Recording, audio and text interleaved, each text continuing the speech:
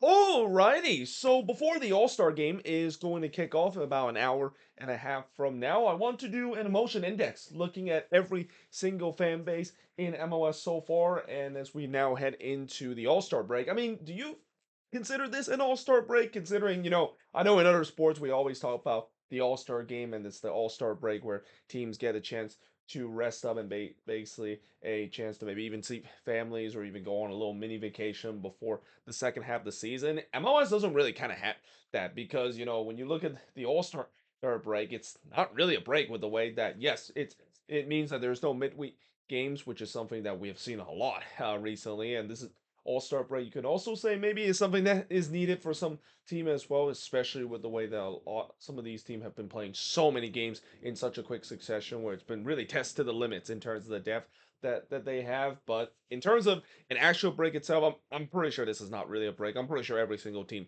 are still having guys that are doing training, preparing for the upcoming game because in about 2 days we're back into MLS action. There's going to be 6 games that's going to happen on Friday, and then there's going to be 9 more that's going to be happening on Saturday as well. But with that being said, as I said, we're going to look at all the fan base of how their fans feels like as we're in the All Star break. Some fans will feel like we are currently in Cloud Nine. Everything is just going so well that we can't wait until the playoffs begin.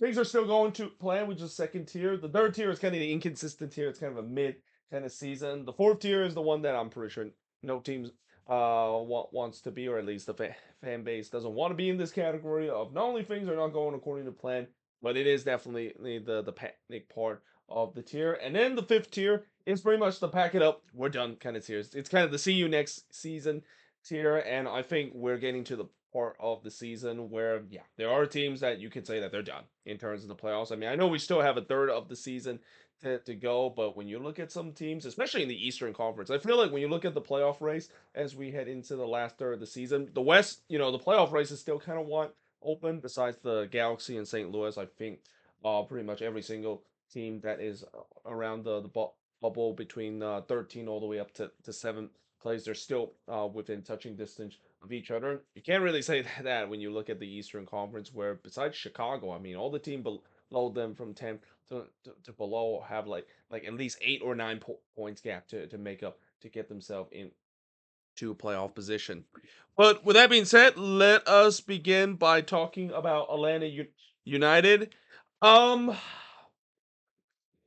I'm gonna put them right here where yeah, they are very close to being done. I mean, I know Atlanta fans will think that well, if they can make some move this transfer window, maybe they can reverse the course. And Atlanta has always been a team that is very active in terms of transfer window. Although I haven't heard a lot of rumors lately, so I guess maybe they're just kind of stick with the core that they have. And when you look at the team that they have, especially the attack, as much as Atlanta fans really want this attack to just completely blow up and start again, they can because the amount that they spend, all that money that they of course spend in the contract that they gave. I mean, they're kind of almost unmovable. I mean, you're not gonna get rid of Latte Lav contract. You're not gonna get rid of Moranchik contract as well, or even Lobjanidze or Naomi Rome contract as well. You're pretty much stuck in terms of that. So they can really only make some defensive reinforcement. They did add a new center back more recently, so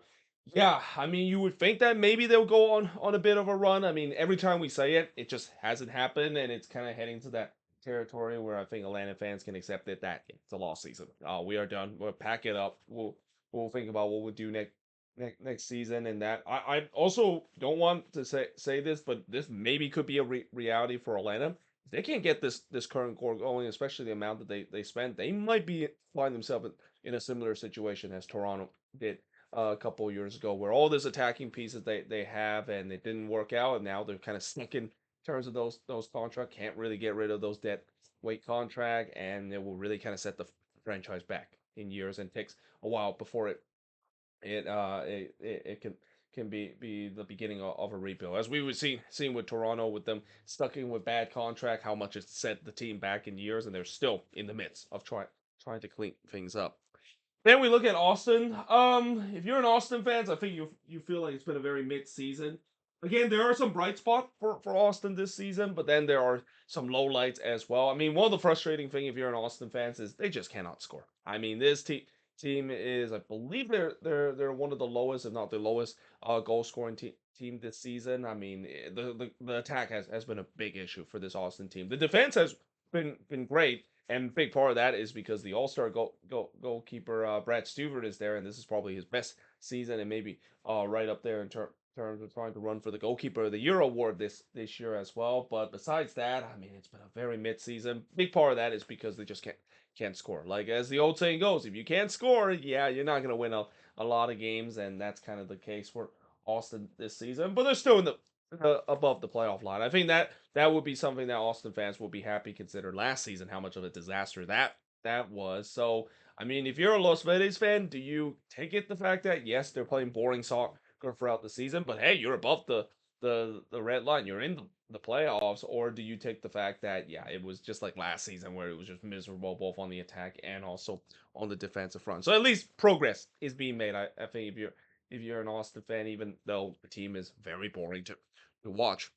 For Charlotte, I don't want to say things are still going to plan because they I know they have had a recent good form. They were actually the only team in that 3 games in 7 days stretch to earn all 9 points, and all of a sudden because of that injection, they got themselves all the way back above the red line. I mean, I guess I'll just put them right here because I think things are going to plan when it comes to them getting themselves back above the playoff line as well. But you look at the teams that they beat during that stretch. I mean, that's not really an impressive resume. There are some pretty easy teams that they beat in that stretch as well. I don't want to say that they're truly back Charlotte, but this is a team that if they can continue the good home form and especially beat some good teams at home, and not to mention a team that can stop not conceding goals late in games. They've done a little bit better, especially in this recent run of form to close out games. But if they can do that and maybe get more role points, which is something that they have struggled a lot this season under Dean Smith,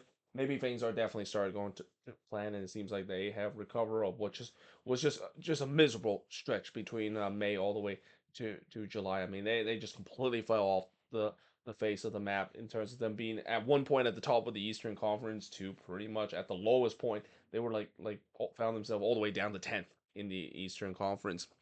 Then you look at FC Cincinnati. Yeah, Cincinnati fans will feel like we're in cloud nine. Yes, I know the Hell is Real Derby. That loss sucks, and it definitely gives Cincinnati fans PTSD of what happened in the Eastern Conference Final a couple of years ago, blowing a 2-0 lead. But overall, if you're a Cincinnati fans, you got to be happy in terms of how things have gone, and especially after that Miami win that they had, they were able to follow that with a 1-0 win against an RSL team that's been informed. That's definitely encouraging because last year we saw how Cincinnati just completely fell apart. Well, I wouldn't say fell apart is the right word, but just really underperformed after they got that 6-1 win against Miami. You just wonder, is it going to be deja vu again where once they got that big win against Miami, is that just a peak for them and it just goes down and down after that? But no, at least they got a big win at following that game in a tough place like they did against RSM, especially on a short week as well. So very impressive to see what Cincinnati has done, and they're definitely in cloud nine.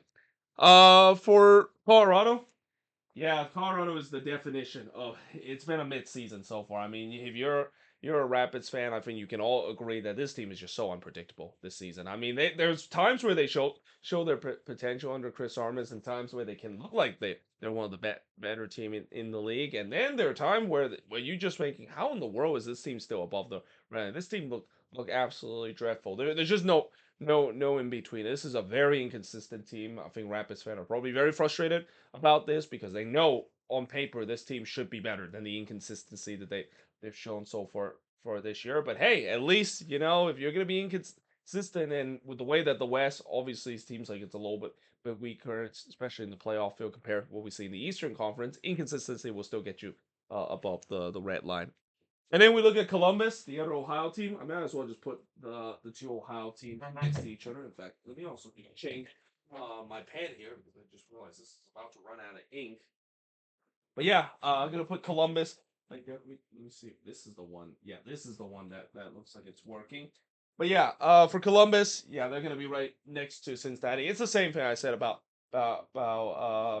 Cincinnati with the two Ohio team pretty much mirror with each other in terms of the form that they've been in. I mean, Columbus is a little lower in the standings, and maybe a big part of that is because they did had that 6 game winless run that was kind of really flying under the radar. Not really talked a lot about, even though I know during that stretch they didn't lose a lot of games, but they were also winning games as well. They fought a lot of games and didn't really look that impressive doing that stretch as well. But they've definitely picked themselves up recently and are right up there between them and Cincinnati and all these other two teams like Nashville and Miami in the thick of those teams that I mentioned are probably going to be the team that is going to be fighting out in terms of winning the Eastern Conference this year. And we look at DC United. Yep, pack it up. We are done. Don't really need to mention too much. And there are certain teams I don't really need to mention too much about why they're packing up. We're done kind of category. DC's been in that category since the beginning of the season, and bringing the new head coach Renee Wheeler, I don't think that's going to change much. I've already mentioned, but for the problem with DC with this team, it's not the coaching that's the issue. It's the higher up, it's top to bottom, and DC fans. I mean, I'm sorry to see that they're going through this. And as I mentioned many times, as a Quakes fan, I know what it feels like going through a bad ownership. The DC ownership group, it's one of the worst in the league, and it doesn't seem it's like things are going to change unless if there's a change in the front office and in terms of the ownership group as well. Then we look at FC Dallas. I would say it's still right here. Yes, they did get a big win against St. Louis, and I think that kind of helps them not being like right there lower where I think would be in the full blown panic kind of mode because Dallas for the last couple of games and really since the calendar has turned to July, it's been a disastrous run for Dallas. This is a team that has kind of become being a very frustrating to watch where they play well on the road but they suck at home to a team that just simply suck both at home and on the road doing that stretch. Now, again, the 3-0 win against St. Louis, that's big. And in the way that, the West so far, it feels like you really have to suck very, very badly to not make it to the playoffs because of how weak it is. They're right in the thick of things. But they absolutely need to be better this season at home. The game against St. Louis, I think that's a start for them. That is something that they haven't had a lot. In fact, that was probably the best home performance that they shown throughout the season, and if they can continue to do that, especially if the attack can do well. I mean, Lucho Acosta, it's been a very disappointing season for him. It just doesn't feel like he fits the system. But who definitely fits the system? Pedro Musa. If the Moose is still red hot, and the fact that the Dallas defense can actually do well, which that's a big if because this defense hasn't been good whatsoever. Again, yeah, I think that this team does have a chance, but we'll see whether or not if that 3-0 win against St. Louis is the beginning of something, or is that just an aspiration and that they're probably just going to continue to be mediocre to a point where they're going to be playing themselves out of the playoff picture. Then you look at the Houston Dynamo. Yeah, for Houston, it's kind of like right here. I mean, I don't know if you're a Dynamo fan or you're in panic stage, consider you're hoping that this is kind of the time when they're about to make that big addition. I mean, that was kind of what Dynamo fans were promised by their front office, that they were going to tread water and then they'll make some huge addition in the summer transfer window and get this team propelled because here we are. I mean, they're right in the thick of things. I think Ben Olsen, even though I know he started poorly this season, and part of that is because of the way that this team was just treading water in the beginning of the season. It was a very incomplete roster, but with the way that they've been kind of inconsistent lately, they did get a big draw against the Union in this one, and just like Dallas, home form has been an absolute nightmare for the Dynamo this season. That's something I didn't think I would have said about this team a couple of years ago. Consider this always is one of the best home team in the league. Yeah, that is going to be something that I think it will be interesting to see, and that again, if they can make the addition this summer transfer window to improve the team, then I would say things could go according to plan. But right now, things are definitely not going according to plan because we haven't heard any rumors of them making some signings, and in general, it just their run of form. Besides that one win that they had against San Diego, that incredible road win, it's been very very mediocre to a point where they're kind of almost playing themselves out of the playoff race. Then you look at Sporting KC. I think it's been a very mid-season.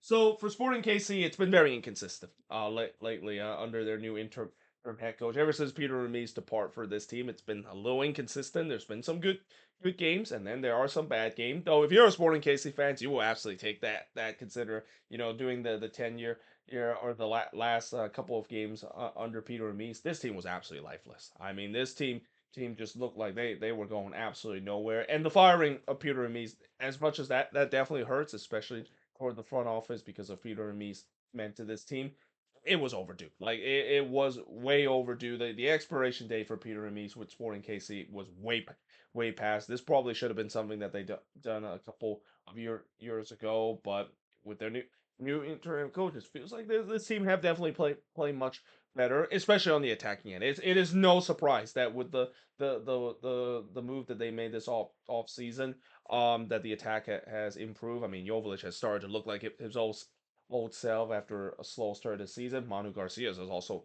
looking like it's advertised.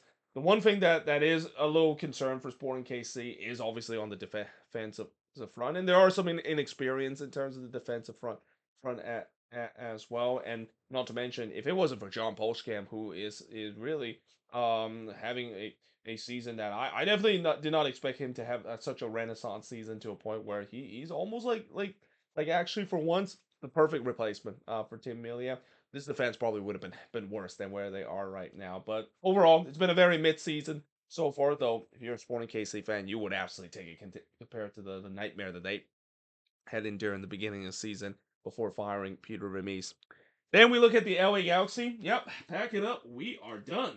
And I know that the El Trafico game against LAFC, that pretty much was like their MLS Cup. I mean, these last two El Trafico game, it feels like it's an MLS Cup. And I know LAFC fans will make fun of Galaxy fans saying, yeah, so they're now celebrating a draw. That's how low their season has gone. But hey, I mean, when you look at how the Gal season has been and the pain that they've been suffering throughout the season, I mean, you kind of can't blame Galaxy fans of actually really celebrating that draw like they won the MLS Cup or something like that. I mean, that was an incredible game that we saw. One of many great games that we've seen in El Trafico, but in general, they're done. I mean, I've said this before. I know some Galaxy fans might still say, well, we might have a chance. No, they don't have a chance. I mean, they have to be gone completely perfect to even come close to being in the playoff conversation. They're just way too far behind, and they kind of play themselves out of it once they started to go on the record pace and almost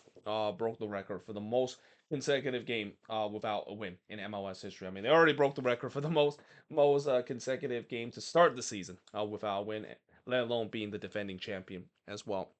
Then we look at LAFC. I think things are still going to according to plan.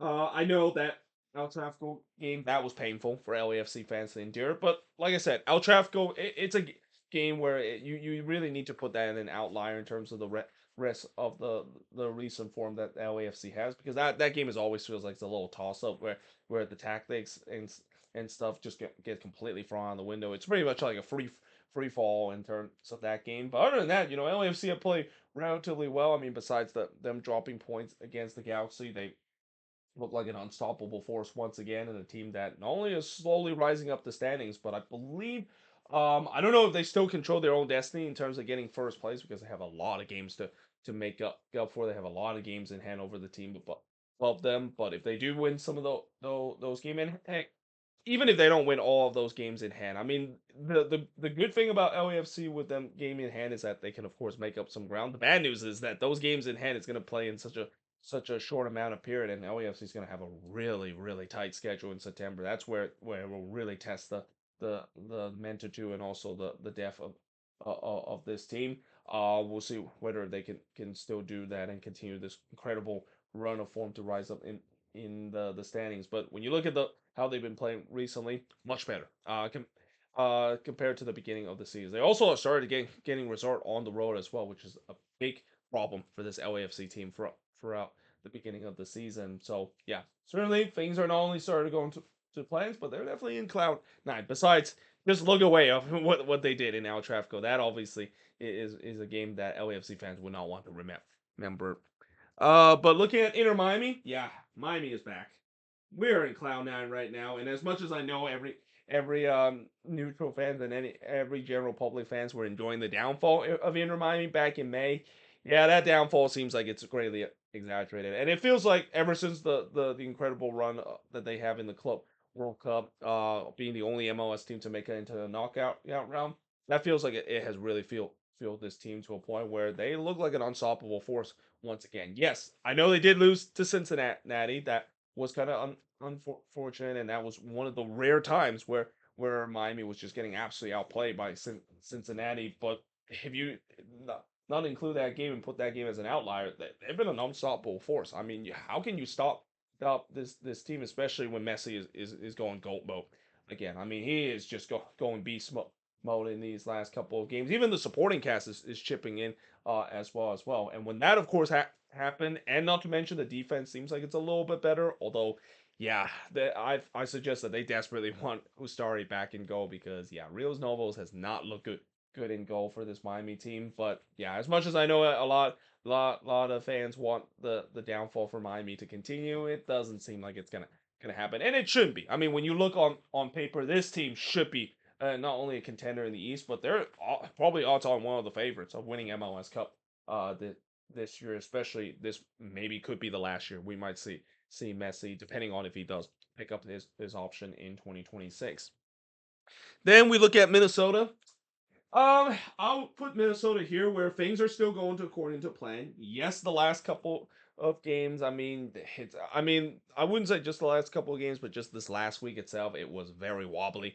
For this team. I mean, after them going on an incredible run where they only lost once in 11 games in all competition. Yeah, this week was not so great of a week, losing to LAFC and then dropping points in the 92nd minutes. Sounds very Minnesota sounds very familiar to the Adrian Heath team of dropping points late in the game to frustrate the heck out of me. But overall, they're still playing pretty good soccer. I mean, I know people will question the Eric Ramsey model, whether if it's sustainable. It is still sustainable right now. That is, if you just don't look at the last 20 minutes of the game, where I've seen the times where this team has gone row heave ball over and over again, which is another example of why I've been saying they absolutely need to make a DP number six level signing. I mean, if they can get that, I think this is going to be a contender in the West. But if they can't get that, I definitely have doubts again for the remaining part of the season. But hey, I'm still enjoying the fact that they're playing well, and that, like I said, I'm just really hoping they get that DP6 because if they can get that DP6 and a guy that can actually control the game and for once actually control the flow of the game, Minnesota doesn't have to be like what they are in the latter part of the game, just kind of holding on for dear life and pray that they'll survive numerous of rushes and storm that their opponent would put on them to close out games. Then we look at Montreal. Yeah, they're done. Montreal is done. Don't need to say too much. I mean, these teams that I mentioned that packed it up were done. I don't really mention too much because we all know about. And for Montreal, it's the same explanation as DC. Everything is gone wrong with this team. And even though I will say with some of these Eastern Conference teams that have been playing tough. I mean, DC has actually played pretty tough, even though they're not getting the resort. The same goes for Montreal. At the end of the day, it's a resort based league. And basically right now the resorts are just not going for both of these teams. They're pretty much done for this season. Then we look at Nashville. The complete opposite. Nashville is absolutely in cloud nine right now. So besides the loss that they had against Inter Miami, I mean Nashville has just been absolutely unstoppable ever since the month of May. I mean this team has been on an incredible run of form, probably the hottest run of form that any team right now has gone all the way back to May, and this is a team that has legitimately looked like a playoff, not only a playoff contender but an MLS Cup contender. And what makes this team so dangerous is the fact that they have everything that you need to be a cup contender. They have a solid defense. They also have a solid midfield, and then they have guys like Hani Mukhtar and Sam Rich, that dynamic duo that is scoring. And also, let's not even forget about Andy Naha as well. What a renaissance season he has for Nashville, especially chipping on the attack. And when you have that add together, I mean, this is a team that is going to be hard to stop, especially when they're playing at home. I mean, they're pretty much unbeatable so far this season at home. Moving on to New England. they're pretty close to getting the we're done category. And again, the reason why I say that is that when you look at this losing run that they have, yes, New England is kind of a team that I think has been a little unlucky, especially with the finishing as well, because on paper they haven't been playing that badly in this tailspin that they've gone through. But like I said, this is a resort based league. It doesn't matter how well you play. That sentiment isn't really going to go you so far if you don't pick up the points and pick up wins. And unfortunately for Caleb Porter's side, that's just not been the case. I mean, they haven't been picking up points in a lot of these games as well. The defense have started to fall apart for this team after it's been one of the strengths of this team, and also going for goal scoring, still a bit of an issue for this team as well. Then we look at the New York Red Bulls, and in fact, I might as well just throw both New York team here because it's the same thing. It's kind of interesting that both fan base, both Ohio fan base will agree that they're a world beater right now, but it's the same with the both New York fan base or New York based club where it's in the same projectile that they both are. Both of these teams throughout the season will be frustrated that they can't win on the road, but both of these teams will be at least happy that they're able to get resort at home. And at times has some inconsistent kind of a run of form. So as a result, it's the definition of a very mid season so far. A season that we just kind of it's not great, but it's not the worst that we've seen there. At least not in that bottom part of the Eastern Conference where. Again, the Eastern Conference right now, I mentioned with the playoff race, it's not really that close. I really think the only team I can say realistically are battling for position that's outside of the playoff picture is Chicago because after that it's pretty much the halves or have nots so far this season in the East. Then we look at Orlando. Um, hmm, where do I put Orlando? Because I want to say that they're in panic mode because of what has happened in the month of July, but they did get that big 2-1 win. That was a much needed win. I think I'll put them right here where things are still not going well, but that 2-1 win against New England, that was much needed. I mean, this was just panic station if you're a Orlando City fans in terms of what they have done in the last couple of games. And I think the real low life is got to be the when they blown that 2 lost 2-1 to NYCFC, especially blowing it late at home as well. But it was a good response after that resort getting the win against New England. Now, granted, New England is also going for their own tailspin as well, but Orlando doesn't care. Like honestly, you just need to get a win to get themselves back on track. And again, on paper, this team should be much better than where they are right now. This team, I think this team definitely has the roster to compete with some of the best team that I mentioned earlier in the Eastern Conference, but they just haven't really quite shown it. It just feels like they're still stuck in neutral. If you're an Orlando City fan, you're hoping that could change. I mean, for the last two season, Orlando City fans are expected that this team would get hot in the second half of the season, especially during the latter run after the All Star break.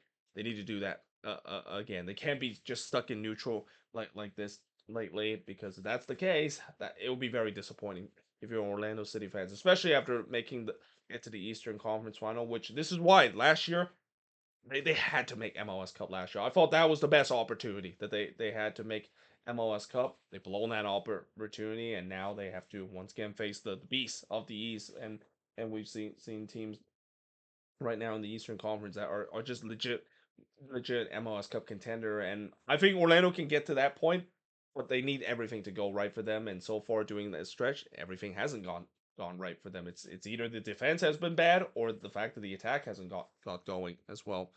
Look at Philly.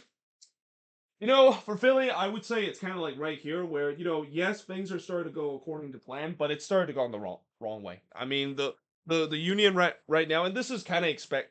We fought that for the first 2/3 of the season. I feel like this team has overachieved for a team that was supposed to go for a rebuild. I think Riley Carnell has done a great job in terms of getting this team as far as he could do right now, but we're starting to see cracks with this team. And the big cracks I think with this team is the fact that they're going through a dry spell right now. I mean, yes, they are still scoring goals in most of the games that they play, but they're not scoring at a rate that is should be a team that is never the top part of the Eastern Conference. I mean, they score like 1 or 2 goals almost every single game. Their defense is still absolutely solid so far, and that's probably the reason why they're still where they are. But in general, I mean, if you ask me, by the end of the season, if the Union does finish first in the standings, I mean that's great for them. But do you really fear that this is a team to beat, especially when you look at the games where they do face against real competition, where they do face against some of the teams that they might have to face in the playoffs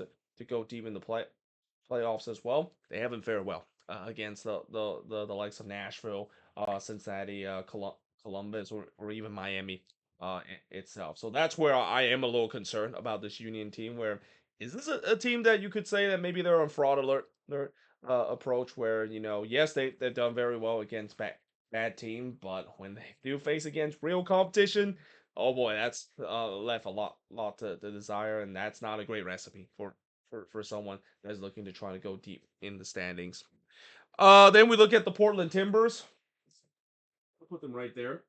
Yes, they did get that 1-1 draw against Minnesota. They did rescue themselves a good result, but overall, it just have not been great for the Timbers. And if you're a Timbers fan, I don't blame that they're kind of almost in the panic category, if not in the panic category, in terms of the run of form that they've been in ever since they come out of the Club World Cup break. I mean, it's just been bad. Like they've only won once ever since the Club World Cup break ended, and there was a stretch where they lost 3 out of the 4 games, and this was a team that looked like it was promising when the break was about to start. They rise themselves all the way up fourth in the standings, and yeah, just kind of feels like it's a very typical Phil Neville team kind of season where things are going well at one point, and then when they start losing game, yeah, that's when things can go badly. Phil Neville sides are always very up and down and up and down, and that's the thing that I think Timbers fans will be very are experiencing again and will be very frustrated about. But they're hoping that it'll start to trend up in the up direction. Especially, they hope that it trends in the up direction once we get closer to playoff time, because more times or not in the last couple of seasons, it's been more toward the down part once they get into that crucial stretch, and that's why they have suffered a lot of those early playoff exit, even when they do make it to the playoffs. Then we look at RSL. Yeah, RSL is definitely right here. Things are definitely going according to plan for this team. I mean, this team looked like they were dead and buried. This is a team that if I would have done the emotion index maybe about a couple of weeks ago, I would have said that pretty much just pack it up. We're done category. But seems like they have picked themselves up in the last couple of games. Yes, they did come off of that 1-0 loss against Cincinnati, but that was a game where it was a little unfortunate. They were actually going toe to toe with Cincinnati, and when you're facing against one of the best road team this season, I mean that obviously is going to happen, especially when you don't finish your chances. But overall, the fact that they were competitive in that game and give Cincinnati all they can handle in that one, just to kind of shows you the maturity level that this RSL team has grown to. If they can just find that number 9 and that goal scorer of this team, I think this team is going to be a dark horse heading into the playoffs. I do think that this team is going to make the playoffs with the way that the form that they've been in. They're probably the hottest team out of those bunch that is fighting out for playoff position in the Western Conference right now. But it's all about whether or not if they can get that number 9. And there is hint that of course is the case. And if it is the case, and he is the guy that will be able to do the score the goals for this team. RSL fans would not only be very happy, but they feel like maybe this season they can finally break out the curse of them not getting past the first round. There's been so many first round exits for this RSL team over the recent memory. I mean, ever since when they went into the Western Conference final back in 2021, it's been nothing but first round exit for this RSL team. Then we look at San Diego. Yeah, San Diego, I think, is still in cloud nine. Yes, there have definitely been some concern you got to say about San Diego. I mean, their recent form, it's definitely cooled off compared to where they were a couple of weeks ago, where they were one of the hottest team and looked like a contender. And again, the Milan Iloski loan terminate that definitely hurts this team. I think it really hurts the attack. He was scoring goals at will, and I'm pretty sure they will absolutely miss his pressure present in terms of the goal scoring chart. But even with that, they still have some good goal scoring option on this team, and this is where the likes of Chucky Lozano. Chucky Lozano, I mean, I gotta say this season, you gotta say that this has been a very disappointing season for him. I mean, I know San Diego fans won't admit it, but with the name and also the recognition that he has, and especially the expectation he was supposed to be. This was supposed to be their version of Carlos Vela. He has not played anywhere near the version Carlos Vela when LAFC joined the league. In fact, he played more like the Carlos Vela near the latter year of LAFC than it is in doing his prime with LAFC when they came into the league. Now, Anders Stars is the big reason why it's kind of stole that headline. He's kind of the main guy to create in that spot, but he's not really a number 10 in terms of that spot. They really need Cookie Lozano to get going. If they can get him going, and the fact that the defense, that is another big issue. I think you got to say from Mikey Vera's side, he has tanked a lot when it comes to the defense. He's really tanker with the team on the defensive part, and when you do that, I mean, so far it has worked out for San Diego, but history trend have said that it doesn't usually work out when you tinker so much on your defense and you decide to switch your backline almost every single week. But we'll see whether or not they can get the right balance, because if they can, I think San Diego fans will be seeing more history that is being made. I think this team is still on point in terms of breaking the points total for an expansion team. I mean, as I'm saying right now, let me just check where they are in terms of the points total. So currently they have 43 points so far. So I think 59 is the points total that LAFC got back in 2018. So they just need 16 more points, and they got 10 games to go. So 16 points in 10 games, especially the amount of points that they've got. I think right now, if you do the math, they're averaging about 1.8 points per game. It's doable. I think they can definitely get to that 60 points plateau. And not only that would be a great achievement for San Diego, but it'll be also very interesting to see what they'll do in the playoffs, because usually expansion team, they kind of flame out for the most part when the playoff time begin, unless of course you're Nashville SC after making that incredible run in that COVID shortened season. But we'll see what San Diego will do once they do make it to the playoffs. Then we look at the San Jose Earthquakes. Yeah, it is right here. It is panic station.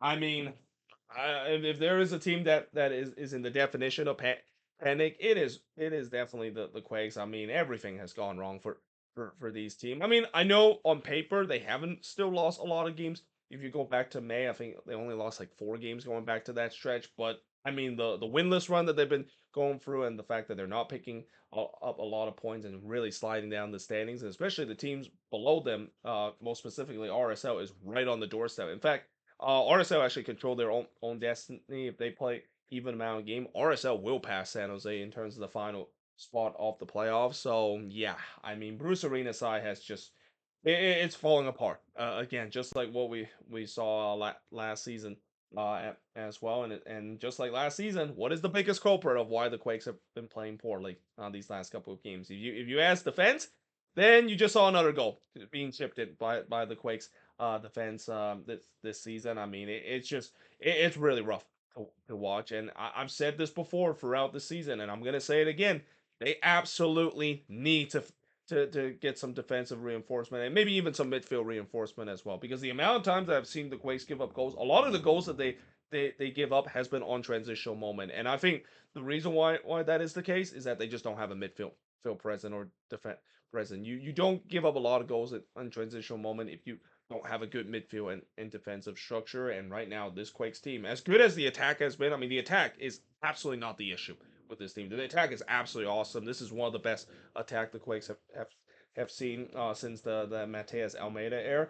But the frustrating part is that now it's getting to a point where the attack just simply can't overshadow in terms of how bad defensively they have looked doing this losing run and this winless run that they've been on. Moving on for Seattle. I think they're going to be right here where things are still going according to plan. Yes, there are some rough patches that Seattle has gone through the last couple of games. I mean, that 3-0 blown lead against Colorado, that obviously hurts. But they follow up with a impressive 3-2 win against the Quakes. Yes, I know the Quakes are not a good team and are going for a losing run, but that was important for Seattle, because it was always going to be important to see how they respond after blowing a 3-0 lead like that at home, and I think they responded pretty well in that game. I would say Seattle is kind of in a similar situation as the Quakes as well, where Seattle, their attack is definitely really good, and what's kind of interesting is that they're doing this without Jordan Morris, who's not going to be available because of him once again going down with an injury. I mean, I feel so bad for that kid. I mean, he's just been battling injury left, right, and center throughout his career, but The attack has really kind of picked up the slack of a defense that, no surprise this defense hasn't been good. There's so many injuries that this defense is dealing with. Even their main goalkeeper, Stephen Fry, is going to be out at least for another couple of weeks because of the concussion. But yeah, this is a Sounders team that, if they can at least balance things right, maybe they can go on a bit of a run. I mean, Sounders fans are familiar with them going on a crazy second half resurgent run. This season, it hasn't really been that kind of case. It's kind of been a season where they kind of like are right there after going for a pretty good run of form in May, and to a point where they're kind of just almost right there, right on the cusp of really being a contender. And as we've seen with Brian Schmidt's team in the past, you can never count out the Seattle Sounders. This is a team that when playoff time comes, this team can have a chance to go deep in the playoffs. And then we look at St. Louis. Yeah, St. Louis is in the done category. I mean, as I mentioned, besides the Galaxy and St. Louis in the Western Conference, it's still almost everybody's game when it comes to the playoff picture. But yeah, St. Louis is one of those teams that they're pretty much done in the standings. I mean, Dave Critchley, yes, he has definitely make this team much more entertaining. But when you look at the points total that they got, I mean, it's not that similar to Olaf Melberg in terms of the points that they getting. Maybe a little bit more points that they receive in under Dave Critchley compared to Olaf Malber. But again, the big issue with this team is that now they have becoming a team that can definitely find the goal scoring touch, but they can't defend. The defense that Olaf Melber put, being a very super defensive team, has kind of really now exposed a huge flaw that I think there's a reason why he did that. He kind of probably saw how bad this defense was, and if he doesn't do that, that team was going to give up goals at will, like what we're seeing now under Dave Critchley when they play more of an open game.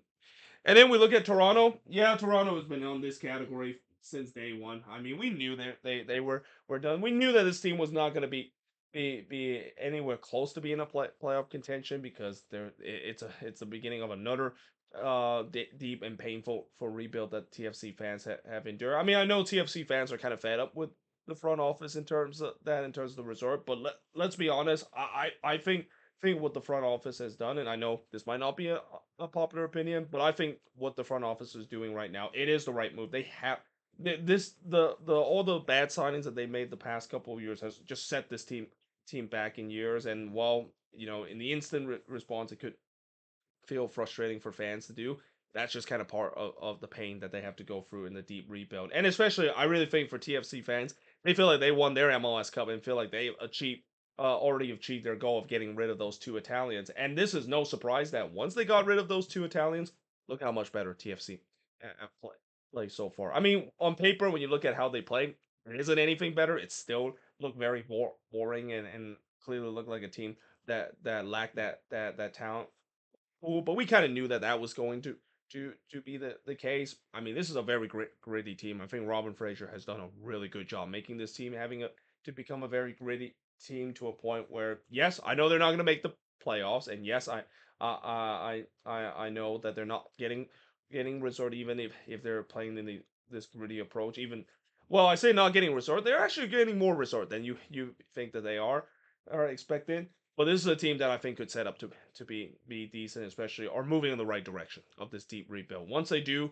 get the a chance to make the signings, and this is where it needs to be key, because in order to get themselves out of this deep rebuild that they go through and make the next step, they have to make the right signing. This new regime that is coming in, they need to make the right signing, because if they don't make the right signing, then yeah, they are definitely spinning the tire once again. But if they do make the right signing and the right replacement, TFC could be a contender in the playoffs as soon as next year as well. And I mean for a team that heading into this season, really the last couple of seasons, just nothing but misery for TFC fans to deal with. I'm pretty sure they will absolutely take it if that is going to be the case.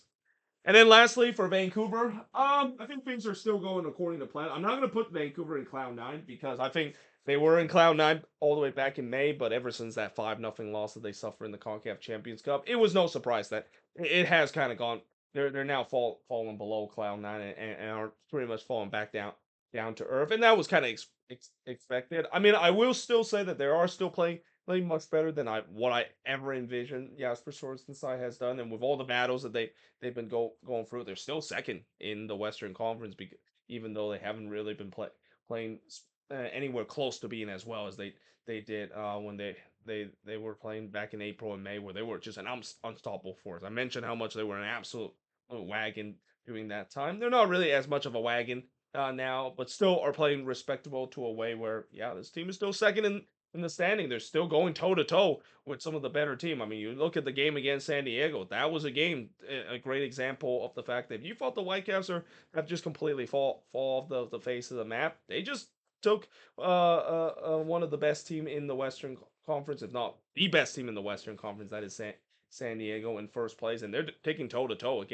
against them in the standings. And if it wasn't for them giving up a late goal, they would have got a massive 3 points. That has once again proved a lot of people that, yeah, Vancouver, their drop off isn't as much as what we thought that they would be. So yeah, I think this is a team that will be there once playoff time does begin. They need to, of course, pick up their form if they want to go deep. I mean, the goal for Vancouver, as incredible this season has been, I'm pretty sure Vancouver fans will be very upset if they get exit out of the first round. I mean, that's obviously the biggest goal of this team, where they make progress. They definitely have made a lot of progress of having one of the best season we have ever seen that they had in the regular season, but it's now all about what they'll do in the playoffs. And a first round exit is definitely not something that Vancouver fans want to see. They've seen way too many of that with them making the playoffs the last couple of years, only to just exit after the first mark. And they, of course, win a couple of playoff game and move past the first round. Most importantly, that if they are able to do so, then that's already, I think, considered to be a huge success for Jasper Sorensen's side. But there you have it. That is pretty much it. Looking at all the team and putting them in the emotion index, All Star Edition, that is. But until then, hope you guys enjoyed this video. If you do, make sure you like, smash the subscribe button. As always, let me know in the comments below. Did I put some team maybe too high in the emotion index, or did I put some team low too low? But until then, hope you guys enjoyed this video, and I will see you guys next time.